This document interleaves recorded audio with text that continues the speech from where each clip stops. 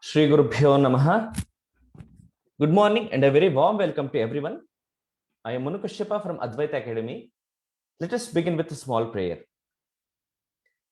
Shruti Smriti Purananam Alayam Karunalayam Namami Bhagavatpada Shankaram Lokashankaram Sarvatma Sarvadrugyosau Sarvadhyasa Nirasakrit Satatam Sannidhattam Me Hridaye Paramashipaha.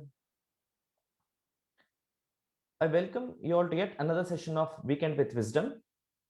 Today, we have a very special guest, Sri Kalyan Kumarji, who will be speaking on the topic Bhagavad Gita Jnana Karma Sannyasa Yoga. Thank you for accepting our invitation and joining us today, Kalyan Kumarji. I welcome you. Thank you. Thank you. Viewers, this is a 4-part series starting now. And again at the evening, we will be joining at 6 p.m. and tomorrow at the same time. Please make sure that you will be joining to all these sessions as they are continuous series. Before we begin, I would like to introduce the speaker. Sri Kalyan Kumar is a Shishya of Pujya Swami Dayananda Saraswati Ji. An alumnus of IIT BHU Varanasi, Kalyan Kumar graduated as an engineer and was working in India and later USA as a software engineer. A student of Ramakrishna Mission, since early age, Kalyan Kumar was inspired by the teachings of Swami Vivekananda and Ramakrishna Paramahamsa when young. After many years of spiritual sadhana, he was blessed to meet his Guru Pujya Swami Dayananda Saraswati Ji at Arsha Vidya Gurukulam, Sailaspur in USA. Immediately, Kalyan Kumar Ji decided to study Vedanta with Pujya Swami Ji. After completing the 3 years residential course at ABG Anikattai, Kalyan Kumar settled in Chennai and has been teaching Vedanta and Sanskritam for the interested people in Chennai. Kalyan Kumar Ji, I welcome you once again. Thank you. Viewers, if you have any question, please post them in Q&A box. Kalyan Kumar Ji will be taken towards the end of the session. Please start your session, Kalyan Kumar. Namaste. Thank you. Om Shri Gurubhyo Namaha. Sadashivasmarambam Shankaracharya Madhyamam Asmadacharya Paryantam Vande Guru Paramparam Shrutismriti Purananam Alayam Karunalayam Namami Bhagavatpadam Shankaram Lokashankaram Shankaram Shankaracharyam Kesavam Badarayanam Sutrabhashyakritau Vande Bhagavanto Punah Punah Ishvaro Gururatmeti Murti Bheda Vibhagine व्योमवद्व्याप्तदेहाय दक्षिणामूर्तये नमः ऋकारस्वन्धकारो वै ऋकारस्तन्निवर्तकः अन्धकारनिरोधित्वात् गुरुरित्यभिधीयते ॐ सहनाववतु सहनो भुनक्तु सह वीर्यङ्करवावहै तेजस्विनावधीतमस्तु मा विद्विषावहैः ॐ शान्तिः शान्तिः शान्तिः ॐ वसुदेवसुतं देवं कंसचाणूरमर्दनं देवकी परमानन्दं कृष्णं वन्दे जगद्गुरुम् नमस्ते.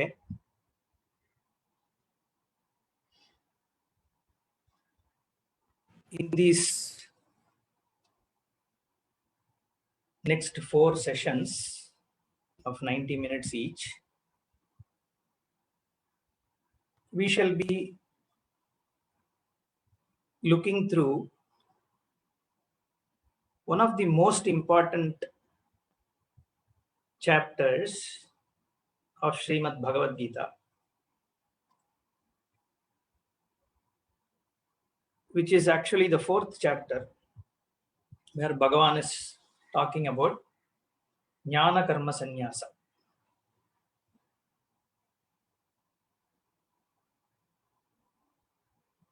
We all know the context of Srimad Bhagavad Gita,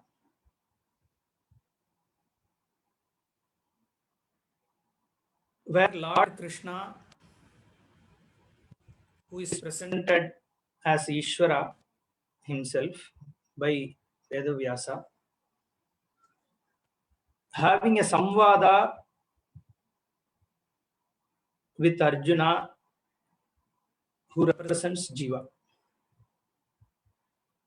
So Bhagavad Gita is essentially a Jiveshwara Samvada.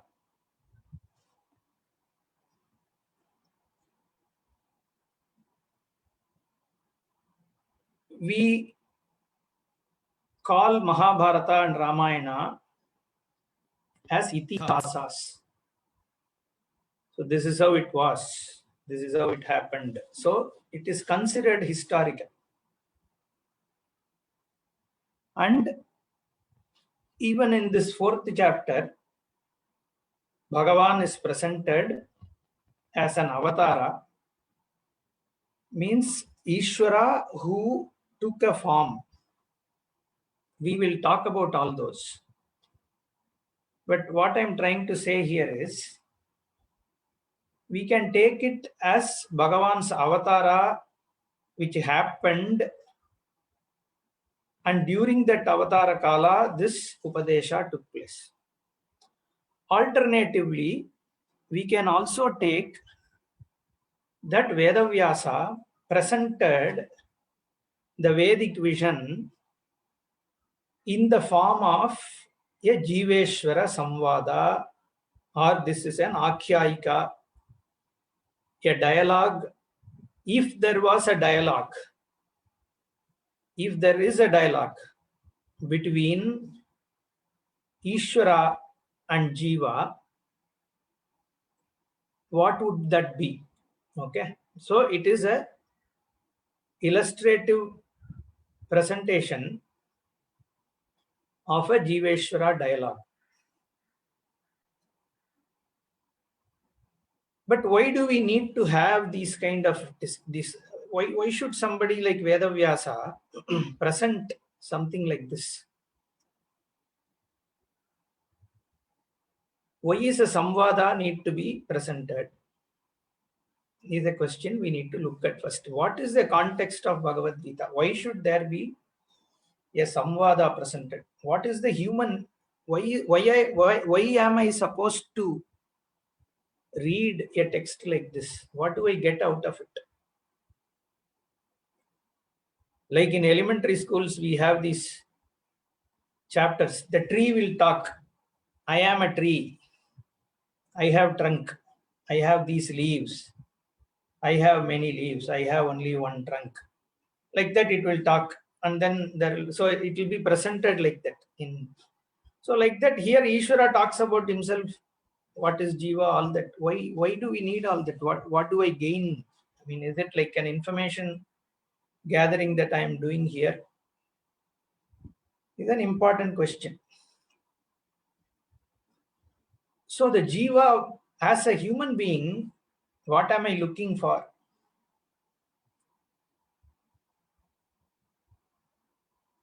Life is nothing but a sequence of choices that I make. I am always in a situation to choose. Every day we make hundreds of choices, isn't it? From what should I do first thing in the morning? What should I drink in the morning? What breakfast should I have? Should I do this thing or not?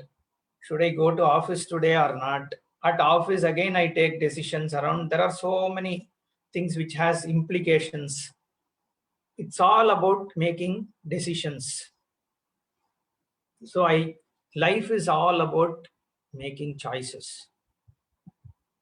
And my choice is what makes my life a success or a failure or a happy one or a sad one. Everything is about the choices I make. And while making choices, I also have conflicts, isn't it? What should I choose? What I like sometimes is conflicting with what has to be done. What I like is not something that is appropriate to be done. Many times what I don't like is what is appropriate to be done. And many times there is also alignment. What I like and what is to be done are in alignment. Irrespective, there are conflicts when I'm making choices, making decisions on my choices. And it is the choice which is life. Like I said, life is a sequence of making choices, choosing. Some don't have major implications, some choices have major implications. What I have for breakfast is not a huge implication. Yeah, it does have something on my health, but not big. But there are others which are big. So if at all something has to be taught to human, which is most important, is about how to make choices, how to choose. And the choice, what you choose, has implications not only at tactical level, but also at holistic level. This is also important to understand, because in life, some decisions are very long standing decisions. Who I marry is a decision which probably is going to impact you for 70 years, isn't it? At the maximum, I'm saying. So this is relatively long term. Which job I choose is a relatively long term impacting choices. But probably there are more longer term choices, impacting choices, right? When we believe in karma, suppose we believe in karma, my life is because of my past karma. If I believe, if let's say it is true, I believe it is true, okay, then what I do has a much longer term impact. So when a teaching has to take place in making choices, the implications of the choice all the way for me as a jiva, as a person, has to be taken into consideration. Now, if this is what is needed as a teaching for human being, then who can give that kind of a knowledge? Who can teach you that? Can't be somebody who has just learned something through experience of life. Yeah, that is okay. They can give based on their experience some teaching. But we are talking a holistic implication of your choice. Only Ishvara can. Because only Ishvara understands the holistic implication of life. Nobody else can. Because all of us are limited by our own knowledge. Everybody at any age, any times of the creation would have had only a limited knowledge. Somebody may have had more knowledge, someone may have had less knowledge, but then they couldn't have had a holistic knowledge, because by incrementally acquiring knowledge, you can't get a holistic knowledge, isn't it? My knowledge is based on my own experience in life, and I may not have experienced everything. People who were born 50 years back, 70 years back, would have no knowledge on mobile phones, internet, computers. And somebody who is born today doesn't have any knowledge on Shastras, right? Brahmastra. How should I do? I don't know. Nobody knows today, right? So knowledge also is limited by when you were born, how much capability you have in your brain, right? What you were taught, what you were exposed to, what were your interests. All these constraints limit what you know. So when I'm saying there has to be a holistic approach to making choices, that can happen only when someone who has a holistic vision presents it, and that is Ishvara. Now, don't immediately ask me what is Ishvara. We will talk about it in this chapter. That is why I said this chapter is holistic. It's one of the most complete chapters of Bhagavad Gita. Because Bhagavan starts with what is this sampradaya, what is this teaching, how did it come about. Then Bhagavan talks about himself. Who is he? What is his birth? What is Ishvara? And what is his avatara? And then he gets into human. What is an action? How should a person act? How do I understand an action? Everything I do is an action, isn't it? From the time other than sleeping, or maybe a dream, whatever state, the moment I get up, there is an action, whether it is in the mind or in the mouth or by body. Kayikam, vachikam, manasam. Some or other action is going on. So now there is an understanding needed about what is action, what are the implications of action, what is actionlessness, what is actionfulness. And then Bhagavan gets on to what is sannyasa, what is renunciation, what is being by yourself. And then he talks about different practices, about dhyana, about pranayama. There's so many things he covers. And then finally he wraps up by saying what is jnanam and how jnanam is the greatest thing. Knowledge is what he summarizes as the essence of life. So some of the very, very famous Bhagavad Gita shlokas are here, like Yada Yada Hi Dharmasya Glanir Bhavati Bharata. That's a very famous one. And Brahmarpanam Brahma Vihi Brahmagno Brahmanahutam. Then Nahi Jnanena Sadrisham Pavitramiha Vidyate. There are quite a few very beautiful shlokas.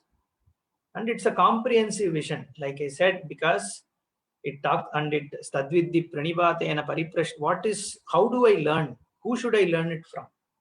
Who is a guru? All this. So that's why I'm saying it's a very comprehensive chapter. It talks about the tradition, it talks about Ishvara, it talks about Jiva, it talks about action, it talks about learning, it talks about knowledge, it talks about upasanas, everything in one chapter. Though it's called as Jnana Karma Sannyasa, but it covers Ishvara and all those things as well. So it's a very comprehensive chapter. So coming back to the main discussion, the Samvada, why is it needed? Because its dialogue is a better way to teach. One is you can go on giving lectures, but even when giving lectures, there is a style asking questions and responding. So it's even our Shastra, when Bhashya commentary is written, questions are asked. It's called Purva Paksha Siddhanta. The commentator raised some questions. Sometimes somebody would have raised it when he was writing commentary, or he himself brings up a question and then answers. That is what is, it's called a dialogue. Even many of the Upanishads, Veda also, is presented in the form of dialogue because it's a good way to learn. That is why it is presented as a dialogue. Here also, it's a samvada. It's a way to teach. It's not a vivada or vidandavada or all that. It is a samvada. Means the intent is to learn, not to challenge. Okay. It is not just a time pass also. It is, there is a teacher, there is a student, and then there is a conversation with a certain position of this person taking the position of teacher. The position as in, there is a responsibility. When I say a sentence, why do I need to have a responsibility? You are listening to me right now, isn't it? Because you have trusted your mind, entrusted your mind to me. That's what it means. That's why you are listening to me. This person will give me some knowledge. He won't manipulate my mind. That is a sense of trust. So when a Sishya, when somebody is going to a guru, that person is entrusting one's mind to the teacher. So the teacher has a great responsibility. So the position that the teacher takes is a position of responsibility. I need to give the right knowledge in the right way so that the person is able to understand. And I shouldn't give anything wrong. Wherever the student is stuck, I should clear. Like that, there is a responsibility the teacher holds. And what is student's responsibility? Trust, Shraddha. He talks about this, Bhagavad Gita, in this chapter. Shraddhavan labhate jnanam. Towards the end, he says, Shraddha is important. That is all. Shraddhi pranibhatena pariprashnena sevaya upadekshanti te jnanam jnaninaha tattvadarshinaha is going to say. You just submit yourself to the knowledge, not to guru. I mean, in the sense to guru, but for the sake of knowledge. Guru means Shastra only. If I am telling something of my own, then your choice of surrendering to me, I don't know. There is a question mark, because I can still give some amount of knowledge, but it is my own kalpitam, right? Or my own understanding from what I have gained in this life. Also, if I have any other aspiration, ambition, I can also give you something for my own benefit. All that is possible. But if I am standing behind the Shastra, then my intent is to throw light on this jnanam which has come down. So this come down is what this chapter starts with. We will talk about it once I get into the shlokas. So when I am behind the Shastra, then a student, when the student has Shraddha or Pranipatanam, prostrates, it is not to me as a guru, but the Shastra which I stand for, the knowledge that I represent. And that knowledge is what the guru's commitment is, to throw light on. And the student's commitment is also to the knowledge, to receive it. That is why it is called a samvada, a conversation which is between somebody who is committed to throw light on Shastra and commitment of somebody whose intent is to receive the light of Shastra. And that is why it is called samvada, because it's a dialogue between two people with sense of purpose. There is most of it is Guru Shishya Samvada. Here also it is Guru Shishya Samvada only between Bhagavan and Arjuna, but a slight plus, because it is Bhagavan. He is more than just a Guru, but Ishvara himself. So there are places where, most of the places, in fact, Bhagavan talks as Ishvara only. So it is Jiveshvara Samvada, and like I said, Vyasa, which creates a context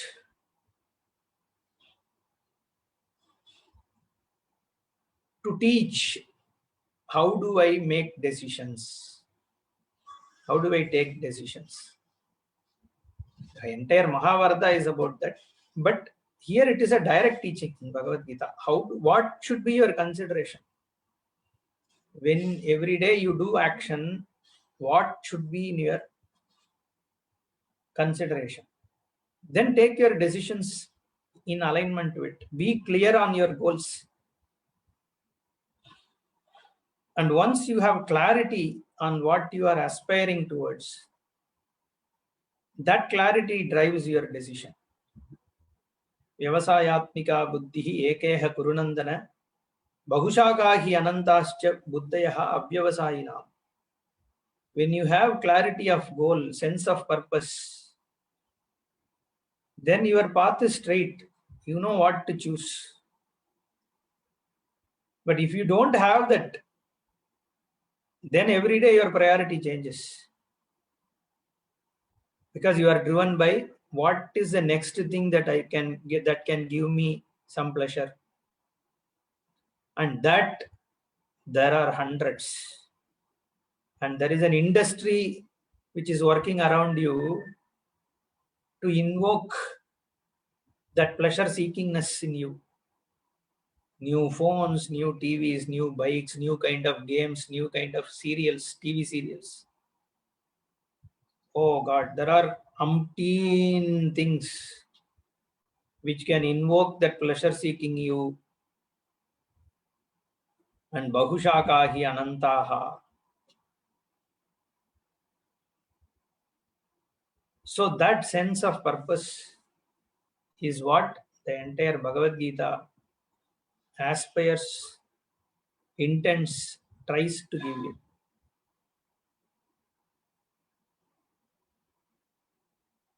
So we all know Bhagavad Gita starts with Arjuna's sorrow. He is confused. That is the context Vyasa sets. He sets up a beautiful context in which the dialogue has to happen. It is about making a choice, and it is to be one of the most difficult choice a person has to make, isn't it? Then only the context comes to life. Suppose I give a context. Today, should I get up at 7 o'clock or 8 o'clock? Or tomorrow morning? Should I keep an alarm for 7 a.m. or 8 a.m.? Is that a big choice I need to make? Can I say I've set up a beautiful context to have a discussion around? No, right?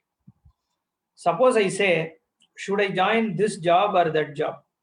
I have to make a choice. That's a very important decision. So now I am giving this context for me to bring in some points. Is it is it a good setup?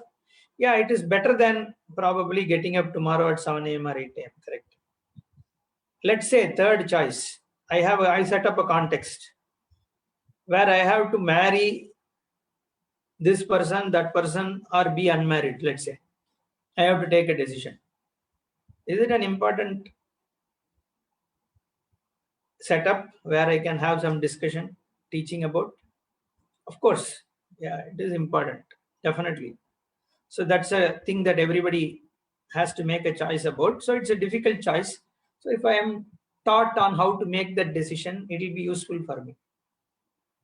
Now come to this. I need to kill people, some enemies who are, I'm a cop. I need to shoot people. I have a choice to correct them, or I have to shoot them, right? But I'm not being allowed to correct these people. I'm not given time. You have to shoot. They are terrorists. Now I have a conflict. Is it a good setup for me to discuss about what should be done or what shouldn't be done? Of course, very important, isn't it? But look at this. I have to kill my own gurus,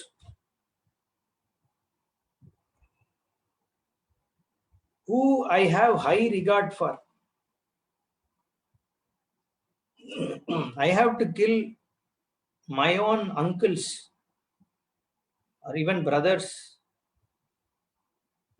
And some of them I'm okay because they have done some wrong, but there are others who are just aligned. They have not done any wrong. They are very noble. Bhishma is there, and I have to kill him. That is Arjuna's situation, right? What a setup it is. That is called Pratama Malla Nyaya. You create a setup where taking a decision is the most difficult thing. If you could take a proper decision for in that situation and give away means for me to decide on taking a decision in a context like that, then it is easy for me to take a decision in choosing a wife or choosing a job, isn't it?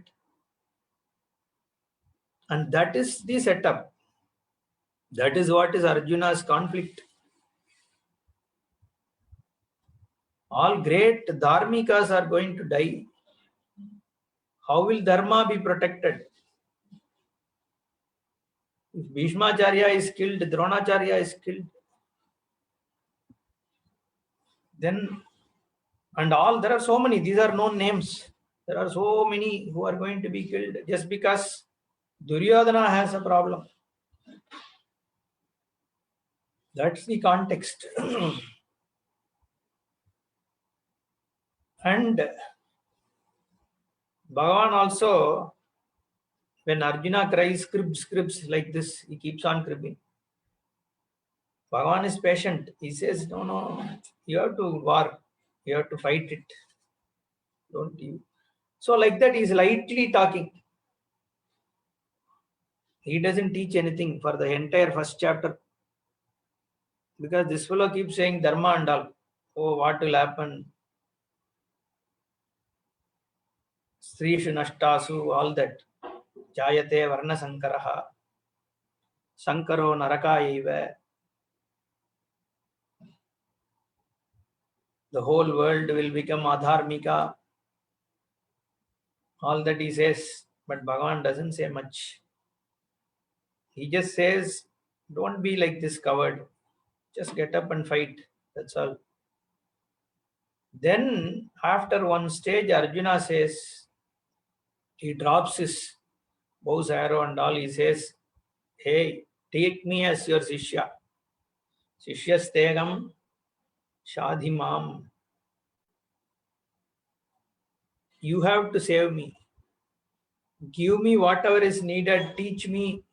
Tell me how should I decide. I am completely surrendering. He is now a seeker. Arjuna has become a seeker. Krishna could have taught him for years. He was his friend, well-wisher, but he didn't teach until Arjuna sought.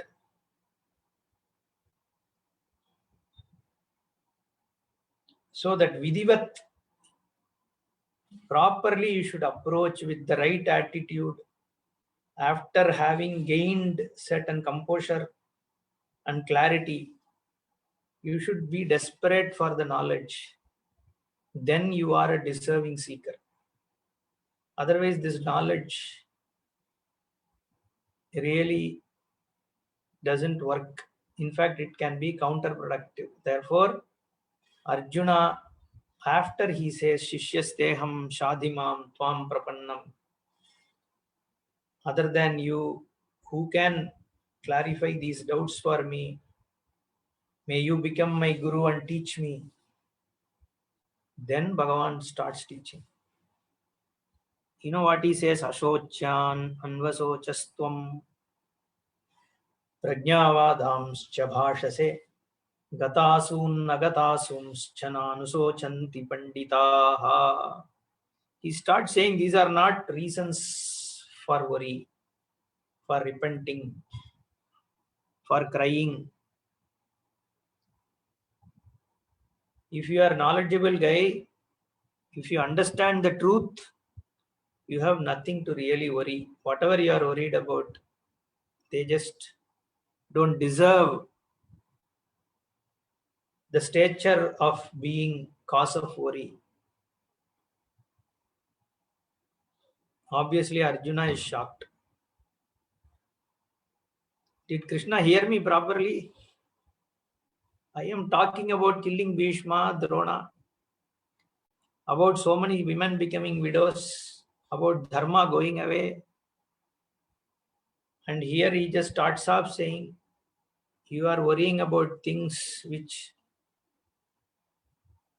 really don't deserve to be worried about. This is called Abhimukhi Karanam, bringing the attention, turning the student towards you, towards the subject matter. He could have started with some other teaching, right? He says, this is an insignificant thing that you are worried about. He totally dismisses it and then starts the teaching. Okay, we have to come to the 4th chapter. So this is how Bhagavad Gita starts. And then 2 chapters go.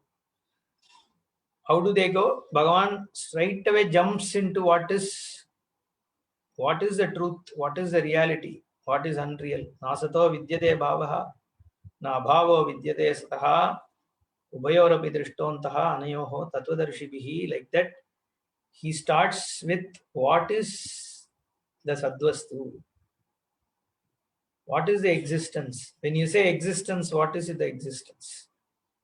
Is this body life? What is the existence? What is the truth? What else is the veneer around it?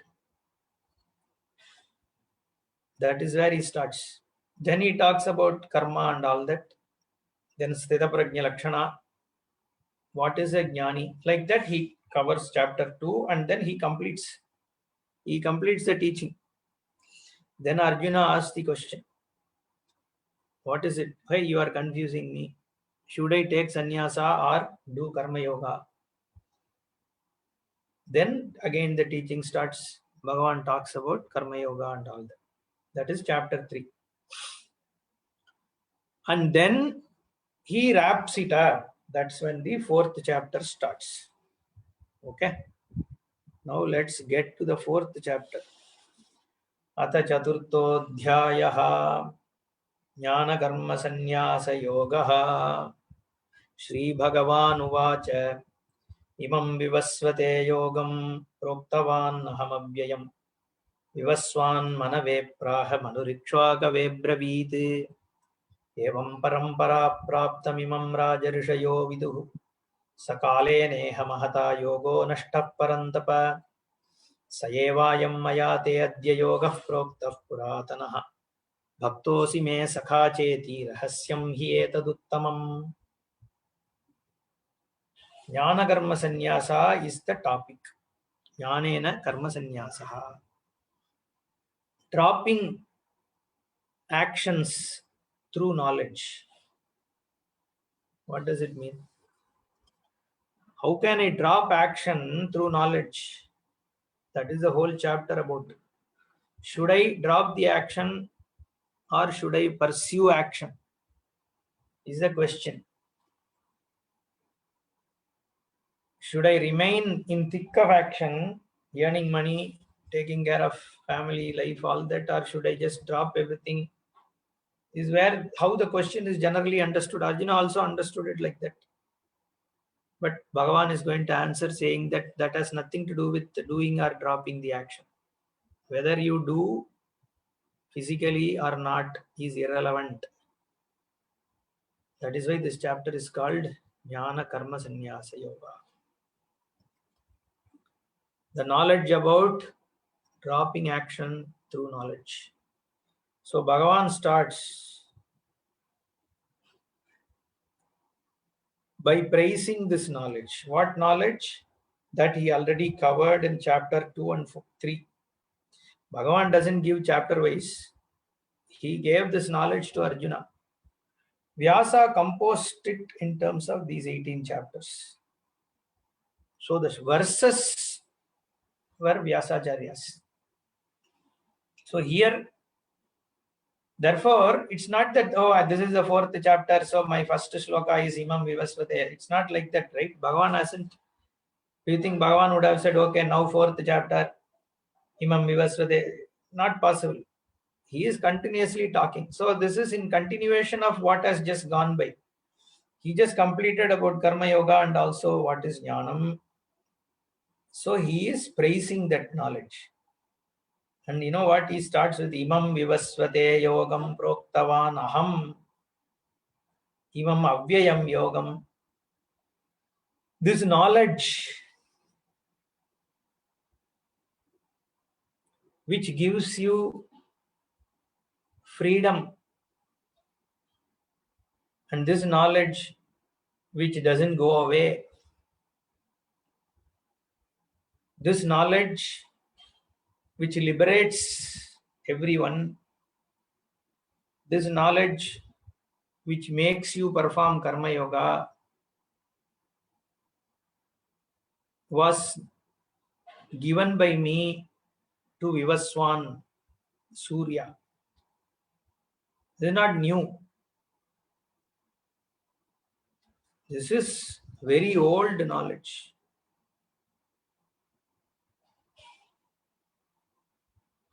Puratanaha.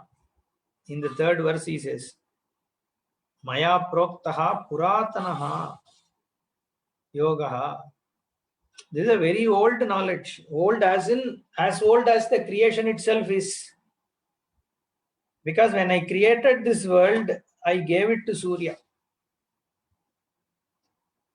That Surya Vamsha also he talks about. Ikshvakave Abravit. And the Surya Vamsa, there are two Vamshas, right? Surya Vamsha and Chandra Vamsha. So this Ramayana is Surya Vamsha. And the Mahabharata kings are all from the Chandra Vamsha. No? So here Bhagavan is talking about this Ikshvaku. So in that clan, the kings were given this knowledge by the sun god himself. It is considered that those kings were born out of Vivaswan, who is sun. What is the sun and all that? Sun means some star which is there. How can that sun receive any knowledge? Why should Bhagavan say like that? So this is a poetic liberty. To take sun means without sun there is no day, nor there is any night, nor is there any creation, at least on the earth. Because food comes out of sun. Trees cannot grow, plants can't grow without sun. Energy can't come without sun. Rain cannot come without sun. So if there is no food, the humans can't come without sun. So sun is the start of creation. And it's a sustainer of creation. So at the time of creation itself, this was given. How was it given? In the form of Veda. That is why Veda has a Pravaha Nitya. But a knowledge should come in between, no? Some person should have got it, yes. But the knowledge always exists. We can discover it late. Gravity existed before Newton discovered. The earth used to move around the sun even before humans recognized that way. There could be things which can be discovered in 2050. But then those are already existing. You are not creating anything. Even if a rocket is created or an aeroplane is created, but the possibility, the feasibility, the potential for it already exists in the creation. Third law of Newton used to exist even before Newton was even born, or even 1,000 years before. Now Newton in physics understood it, utilized it for, let's say, a rocket or one of the things which made an aeroplane function. That's fine. But the possibility of each one of the aspects which make an aeroplane fly already exists. And that you can know that feasibility also is given. A human brain can understand this is a feasibility given in the Srishti. You didn't create your own brain. So what is there to be possessive about these kind of things? Any most intelligent person's brain also is given in Srishti only. So every knowledge exists from Srishti. So Veda also is given in Srishti. This knowledge of what liberates you is given. And it was codified as Veda by some rishis. So the knowledge was given by me to Vivaswan. That's why Surya is brought, because Bhagavan has to say, I as Ishvara gave this knowledge. So if I have to say that, then what? You have to say that it comes from the Srishti itself. If I am Ishvara, I have to tell, suppose I have to tell that I gave this at the time of Srishti. What is the easy way to say? Whoever I can say is the first person in Srishti, if I have given to that, then that means I gave it at the time of Srishti, isn't it? That's why he chooses Vivaswan. Surya himself I gave. So at the time of Srishti itself, this was given. This is not something new, because this knowledge cannot be discovered or brought in. Suddenly somebody comes within the Srishti and says, hey, God sent me to tell you from tomorrow onwards or from today onwards, you have to believe me so that you all can go to heaven. Now someone will get up there and ask, what about my grandfather? What was the wrong he committed that he couldn't get a chance to even go to heaven? So that kind of a knowledge, in between knowledge, raises a lot of questions. Therefore, this knowledge, Bhagavan says, I gave it to Vivaswan. It has come to you from the Srishti itself. And then what happens? Vivaswan manave praha manu ikshvakave abravit. Manu is the first human. And that person gave it to Ikshvaku. And then what happens? That Ikshvaku gives to his son, his son, his son. That is the parampara. Evam parampara praptam. Imam Rajarishayaha viduhu. The Raja Rishis gained this knowledge and they brought it down.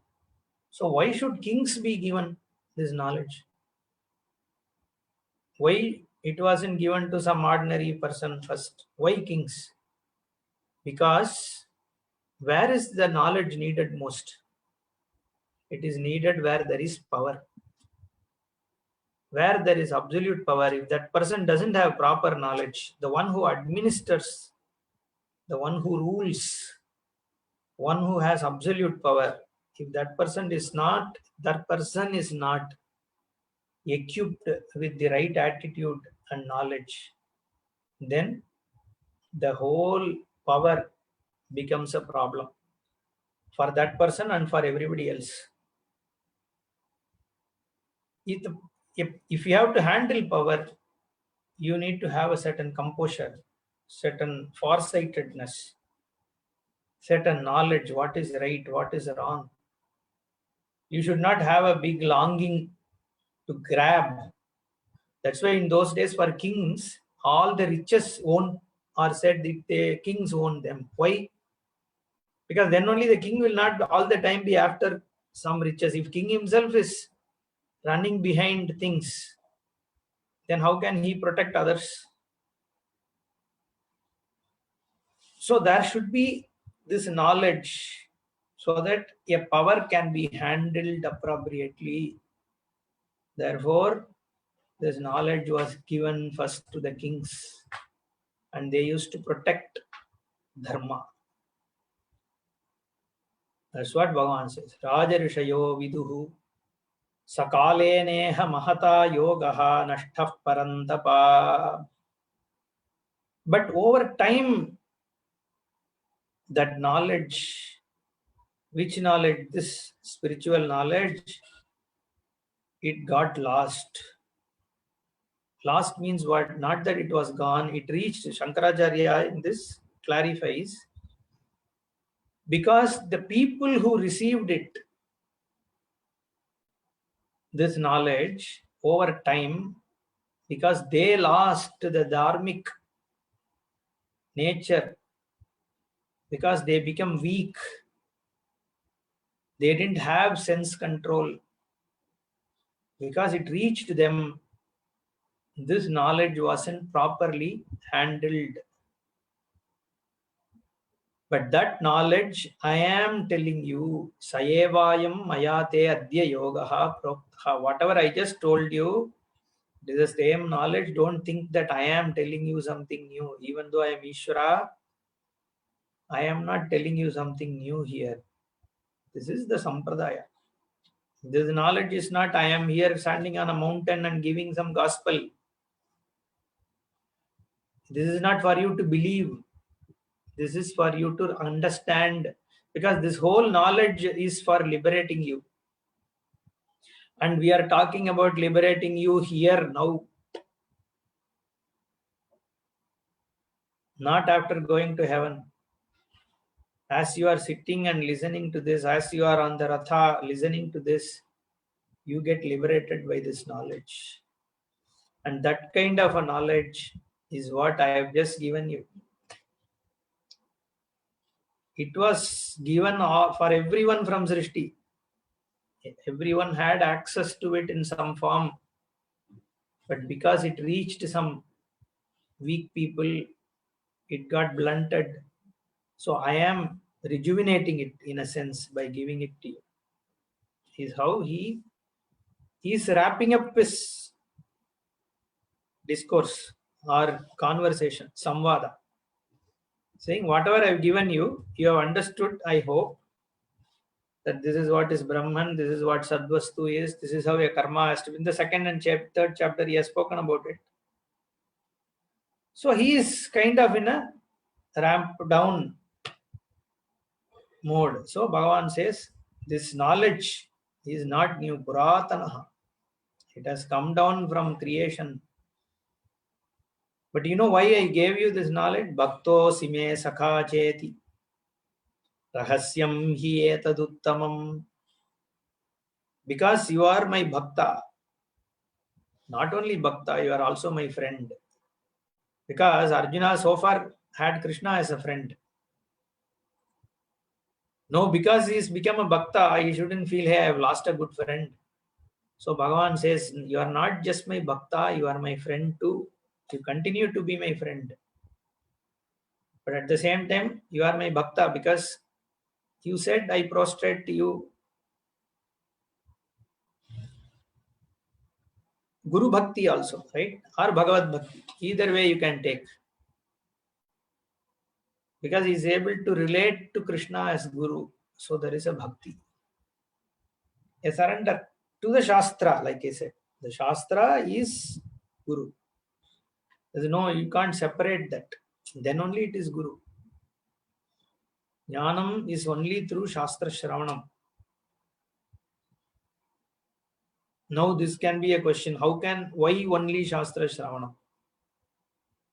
Why can't I have any knowledge? I should be able to. Why you are dogmatic by saying only Shastra can give me knowledge?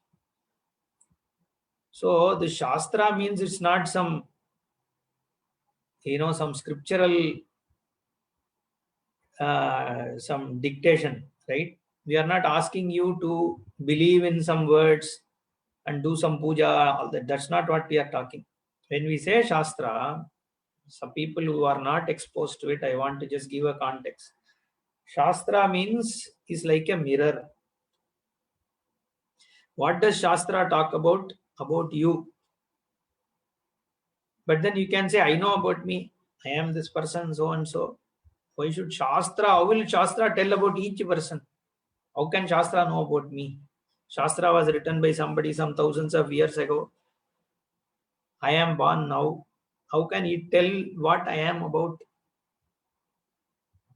So it's like a mirror. Whatever notion you are taking as you, anybody see, it's like this. Suppose you have copper. On it, you are putting guild of gold. So you are doing that electro coating. and then putting gold or silver or whatever, right? Now, what are we teaching that alloy? That you are copper. Whatever is on, no, I look gold. You don't know my nature. I have gold on me, all that. You can have any kind of coating. Coating is not at all our intent. What is the underlying substance is what is being taught. When I go and teach copper, I am going to teach only about its core nature of being copper, not what has been coated on top. So here also, when we say Shastra is like a mirror, it is to show mirror on what is your true nature, not what you have added on top. That I am so and so, I am this guy, I am that guy, I am fat, I am an Indian, I am a white colored guy, I am a black colored complexion guy, I am a doctor, I am a, not that. All those are incidental. What is your true Swarupa is what the mirror is going to show you. That is what is Shastra. Shastra means not some scriptures, but it is a mirror. It is an analysis of what you are, and that's a tool used by the Guru. And the Guru, through Shastra, gives you that vision. Bhaktosi. So, Arjuna, you are like my Bhakta. You have a trust. You have entrusted yourself to Shastra and me. Therefore, you know what? I am giving this Rahasyam, Hetad Uttamam Rahasyam. This great secret I am teaching you. I just gave you, in fact. Adya Prokta. I just told you today.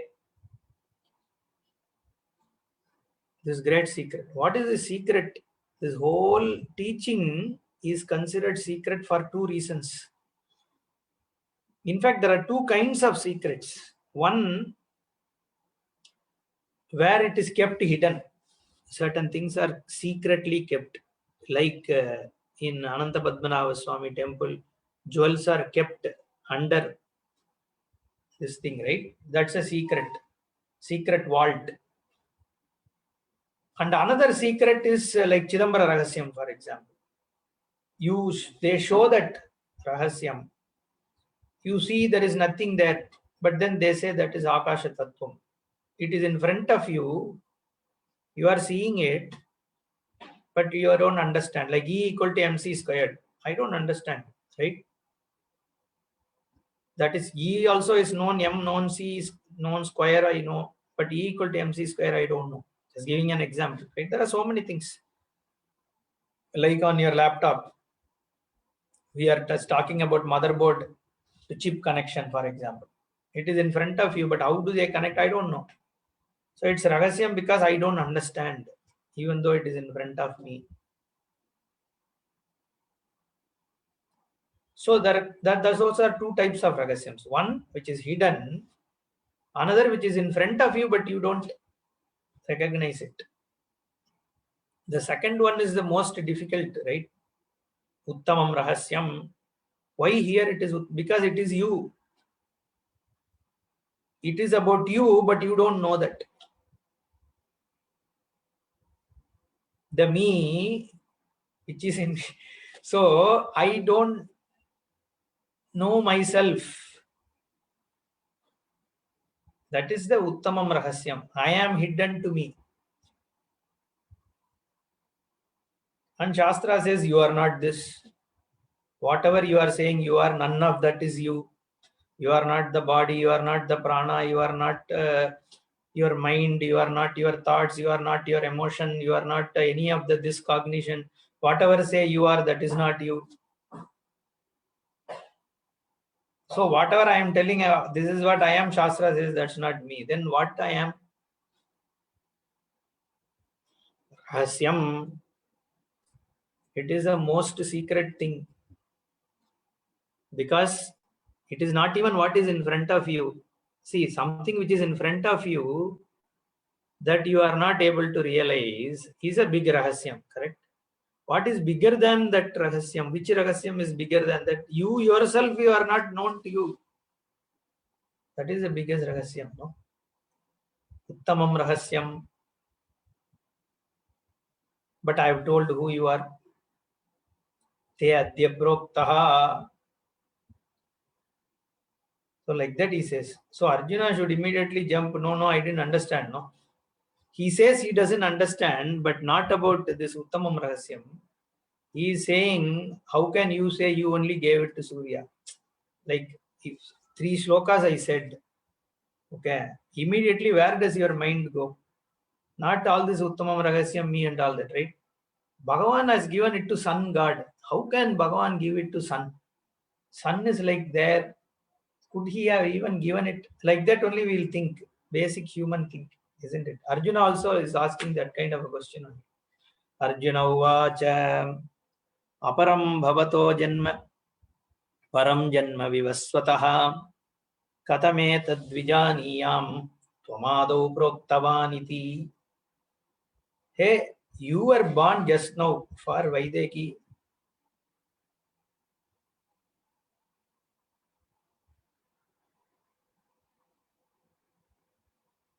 But you are saying you gave it to Sun God. So Vasudeva and Vaideki gave Devaki, sorry, I said Vaideki. That's why I was thinking. Why Devaki and Vasudeva, Devaki, it said Vaideki. Was Devaki and Vasudeva, you were born just recently.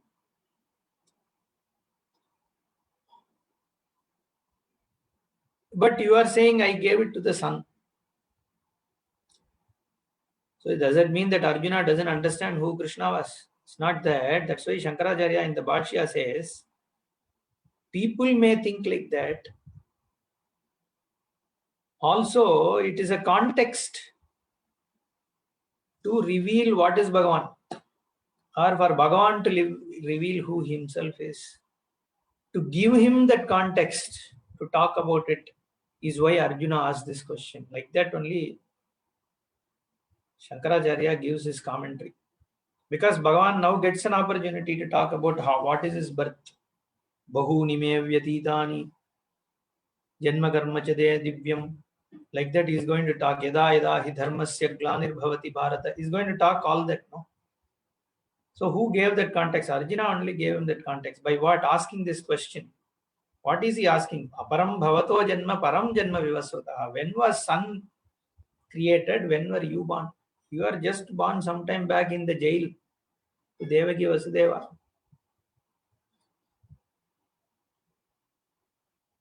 Now katame tadvijaniyam tvamado proktavaniti. You only told to them, how am I supposed to understand? How can people understand?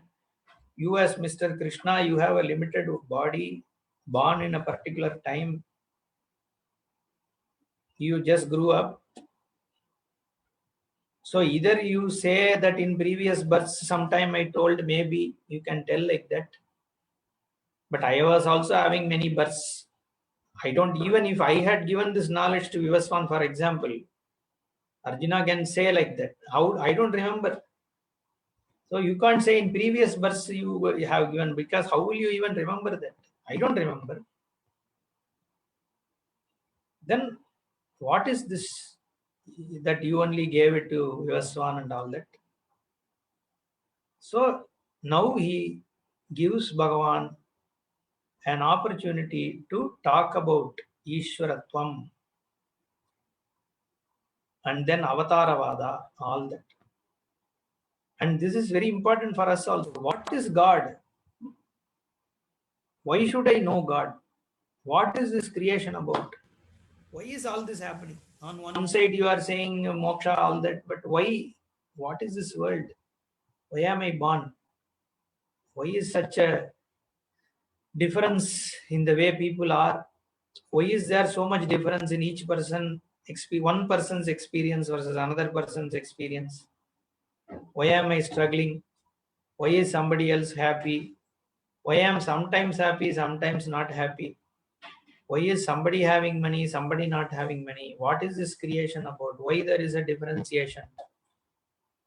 All these questions we have to answer. So if there is God, then what is that God? Or who, should I ask who is that God, or should I ask what is God? And if it is who is God, then where is he? Is it a he or she? And how did that God get born? And if that God is born and he is in heaven, so why shouldn't he directly come here? Why should he again be born as Devaki Vasudeva's son? All these questions have to be answered, and Veda doesn't directly answer these questions. So Vyasa takes it up and presents Ishvara and Avatara here. Sri Bhagavan Uvacha Bahuni me vyatitani janmani tavacharjuna Tanyaham Veda Sarvani Natvam Vetha Parantapa. There have been many births. The world has had crores and crores of births. Each jiva has taken many births. And I have also been born. But you know what is the difference? Even though there has been many births, you only know about your current birth and things around you at the time of your presence. But I know about every birth. Huh? Arjuna will be shocked. Tanyaham Veda Sarvani. Natvam Veta. You don't know what all births have gone by, for how many generations, who all have been born, how they were born. Your mind can not even fathom it. Even current existence in your own city, do you know everyone know? And that is only about people. And then there are other life forms which you can't. In front of you, there may be some bacteria. How do you even see it?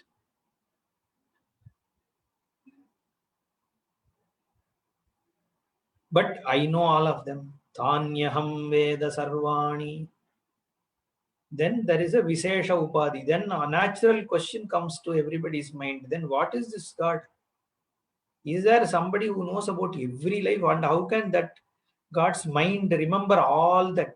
Because it's infinite, not even finite. We don't know when life started, who was born when, and how many. Right now, if you have to know every life form that exists, can any brain that we can conceive can hold all that knowledge?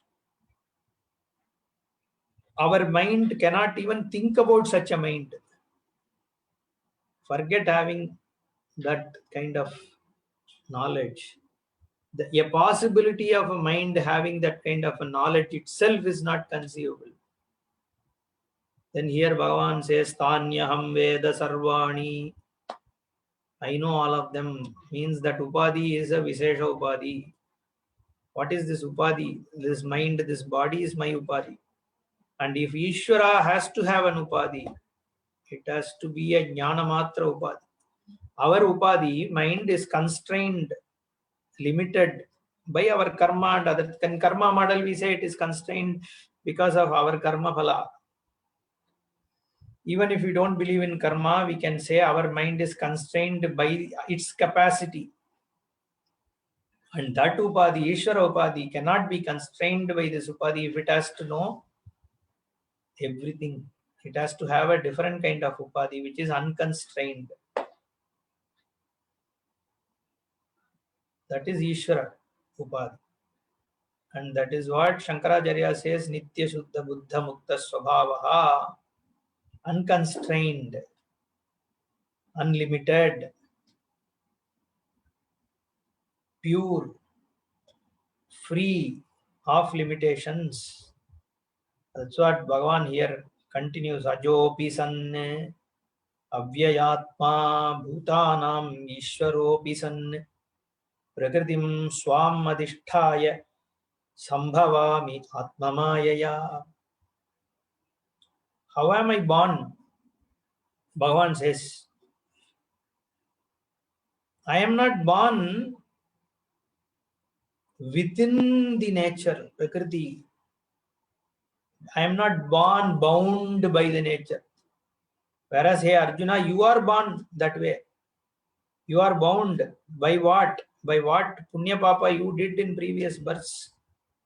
Whatever you are supposed to, experience, that limits what you can know in this life, what you can gain in this life, what you can experience in this life is limited by your own actions of the past. And that limits your experiences. You don't know anything beyond it. Whatever it allows, the tool you have. If you have a old Android, you can do only certain things. You have a latest iPhone, you can do something more. But still, even you go till a terabyte of memory, there is only a limitation. There is nothing unlimited. So you are bound by the Prakriti, but I am behind the Prakriti. Prakritim swam adhisthaya sambhavami atmamaya. You are bound within my maya. I am spinning the magic. I am a Mayavi. Suppose I am spinning a magic in front of me. You are all on the other side. So I show you a stage in which a big elephant is coming. And then turns a car. And then it goes away. But nothing happens to the car. There is neither an elephant which has come. It's just a mirror or something. But to you, an elephant is seen. But I am behind. I am bringing the mirror. I am showing the elephant. I am showing the car because I am the magician. I am not under the spell of my magic. But you are under the spell of that magic. But you will ask a question now. So what is this? This will look like a theory. What is this magic and all that? Is Ishvara capable of creating a magic and all? Look at your dream. Think of your dream. You are spinning a magic in the dream.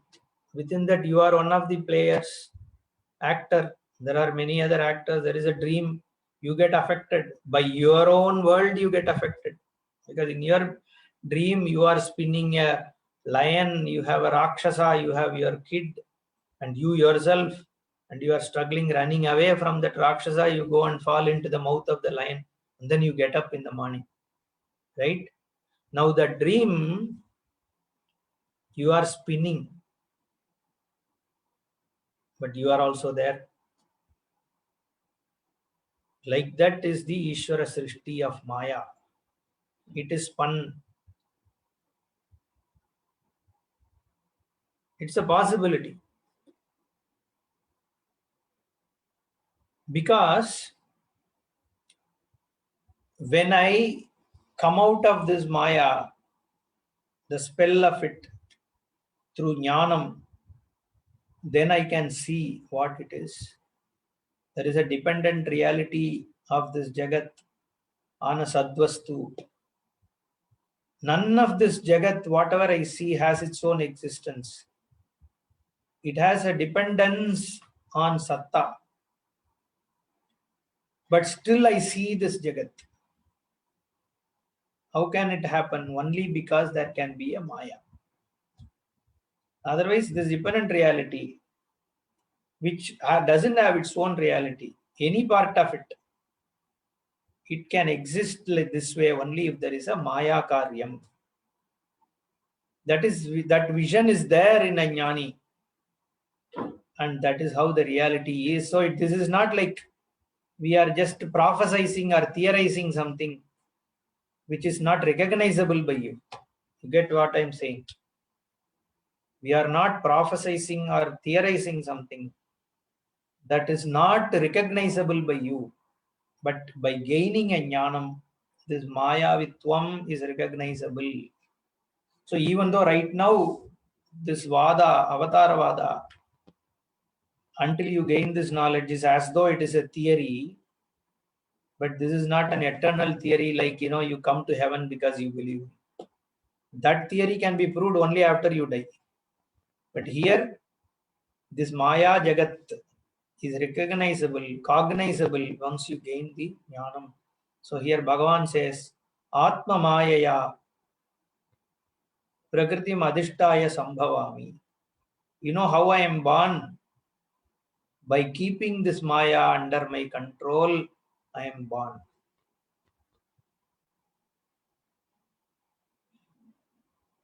Oh, okay. Then what kind of birth is this? See, in Shastra we talk about two Satyams. Paramarthika Satyam, of course 3 Satyams, mainly 2. Then Vyavaharika Satyam, ultimate reality, empirical reality. And then there is a third one which is Pradibhasika Satyam. We will come to that. Paramarthikam, ultimate reality, that which cannot be disturbed. Yadrupena yannischidam tadrupam navyabhicharat tat satyam. A truth which is not shaken.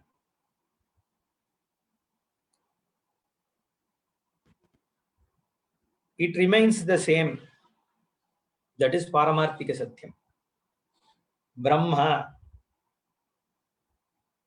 very existence, Satta, whatever we call as the core underlying essence of anything that exists, which we call as Brahma, that Brahman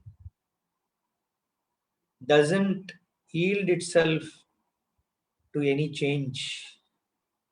Every change is lighted up by that same Brahman. That is called Paramarthika Satyam, which is the truth. But then the question is, how am I able to now interact in this world? I am able to talk. I am able to listen. I am able to drive a car. I am able to call myself a human being. How does all this exist when you say all that is here is only Brahman? That dependent, we say all this have a reality which is dependent on Brahman, which is the only truth. Like as in a pot with all its flamboyance and color and shape and beauty doesn't have its own existence other than the only truth, which is the clay, which appears to me as a pot. Now pot is an empirical reality, Vyavaharika Satyam, and clay with reference to the pot is the Paramarthika Satyam, the ultimate or only reality.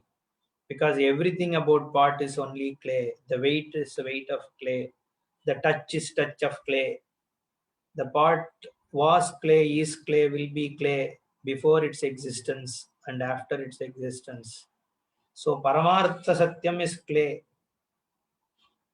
and empirical Vyavaharika Satyam is pot. So these are two realities with reference to Srishti. My existence is empirical.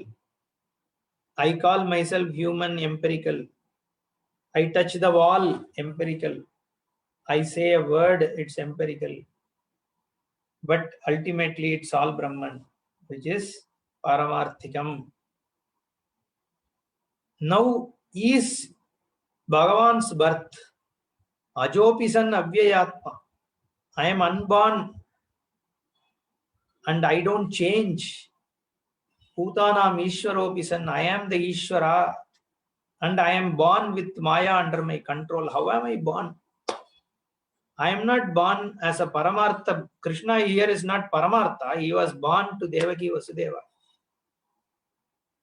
But then if he is Vyavaharika, then he should have been born because of his own karma bala. Every Vyavaharika birth is because of my that Jiva's Punya Baba only. So Krishna is not bound. There is no karma for him. There is no kartrutva, no doership, no enjoyership. He's going to say, I have no doership.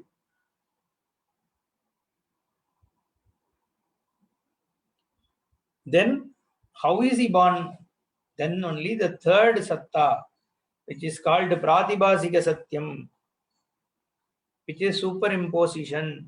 Like I see certain things, a value for things which doesn't exist. Like in the dream, I see some things. It's not a Paramarthika Satyam or Vyava. In a sense, it is Vyavaharika, but the reality is not, it's not Ishvara Srishti. So it is not Vyavaharika. Like I am superimposing a value on money, value on people.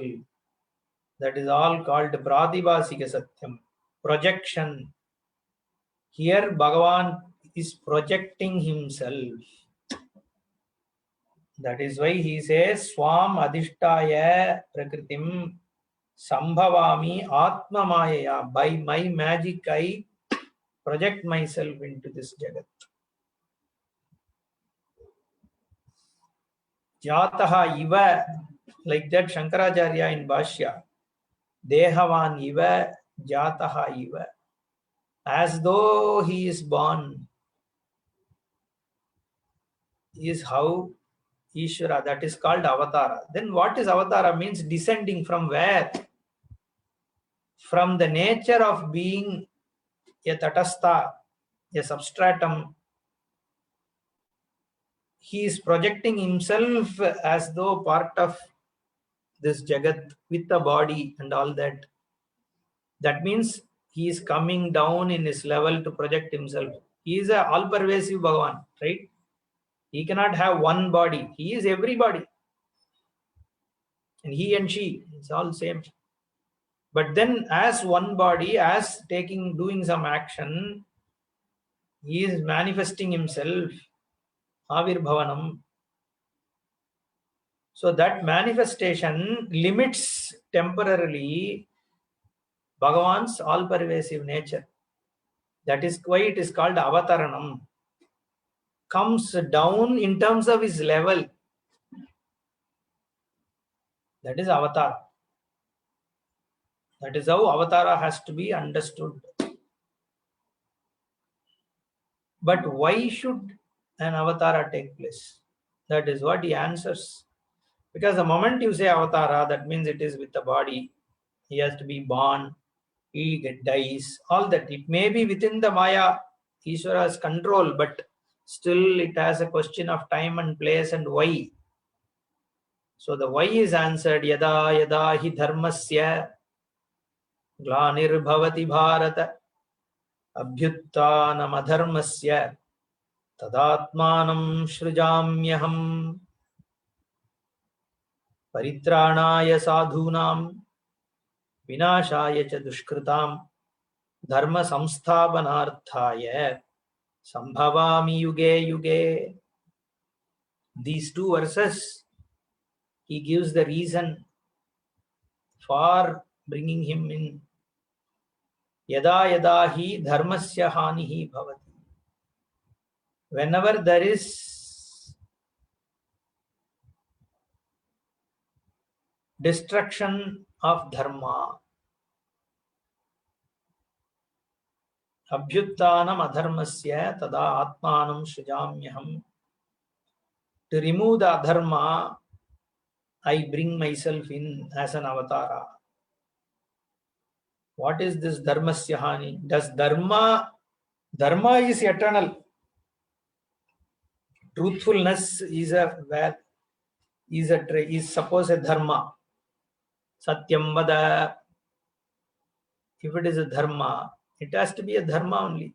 Nothing can destroy. Means Satyam cannot become a non-dharma. Or can Satyam lose its dharma nature? It can't be destructed. It is eternal. Then what is dharmasya hani? Means the followers of dharma are either obstructed or they give up dharma.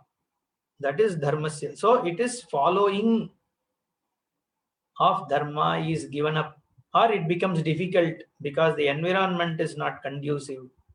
So somebody is not able to follow dharma. That is a dharmasya hani.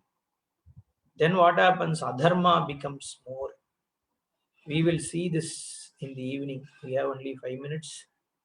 Om Purnamadah Purnamidam Purnat Purnamadachyate Purnasya Purnamadaya Purnameva Vasishyate. Om Shanti Shanti Shanti. Harihi Om Shri Guru Maha. Om. Thank you so much, Kalyan Kumarji, for sharing this. And we have not received any questions. Viewers, I urge you all to listen to the talk and pose any questions if you have any doubts and get them clarified. With this, we will conclude. Kalyan Kumarji will be joining today again at 6 o'clock in the evening. With this, we will conclude. Shri Guru Pyo Namaha. Shri Guru Maha.